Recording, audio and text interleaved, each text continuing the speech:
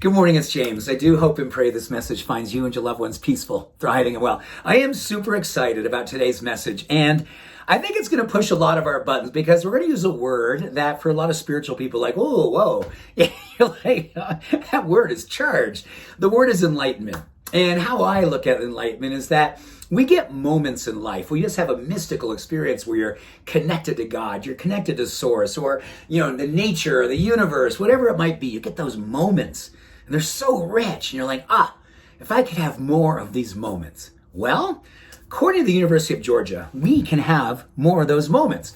In fact, they did a whole study and they called it the Expressway to Enlightenment and predictable divergent thinking that allowed us to access parts of ourselves that don't normally happen unless we do certain activities that get us into great, powerful, inspired frontal lobe activity in our brain, which in turn gives us this expansive vision for what's possible in our life, allowing us to see things we wouldn't normally see, and predictably doing it.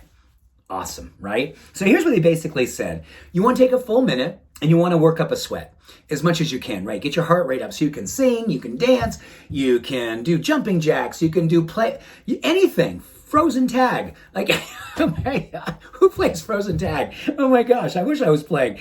And it's this whole idea of getting yourself in a place where your heart rate is way up. And then once you get to that minute and you're completely gassed, you go onto the ground or onto the floor and you go into the Shavasana, the corpse pose, which is basically this. You know this one, right? You just basically go onto the floor, and I'm just going to scan my body. So I'm on the floor, and you close your eyes, and you just simmer. You just simmer. So you're simmering, and your heart is starting to find its way back. But during that time, something called neurogenesis is happening. So you're creating new pathways in your brain, which is awesome. You're creating all kinds of neuroplastic activity where you're moving into divergent opportunity for thoughts, things that you never saw before because you've pushed yourself outside of your neuroplastic loops, and you're now in a new place. That new place is grace. And they think when you do this, that you're doing what they call mind and mindfulness intervals. You're getting your heart rate up, which develops neurogenesis, and then you drop in where you're mindful. And when you're in that mindful space, you start to create this plastic experience that is different, it is richer, more vivid, more awesome, more powerful, more inspired each time. And interesting enough, they say to make it even more powerful, before you do your 1 minute of activity, set a big intention. The intention can be, after this next couple of minutes, my goal is simple. I want to be more awake. I want to be more open. I want to be more compassionate. I want to be visionary in how I lead my life. I want to take a stand for the things that make me feel that I am here to do something extraordinary with my life. And I see ways in which I can make it happen.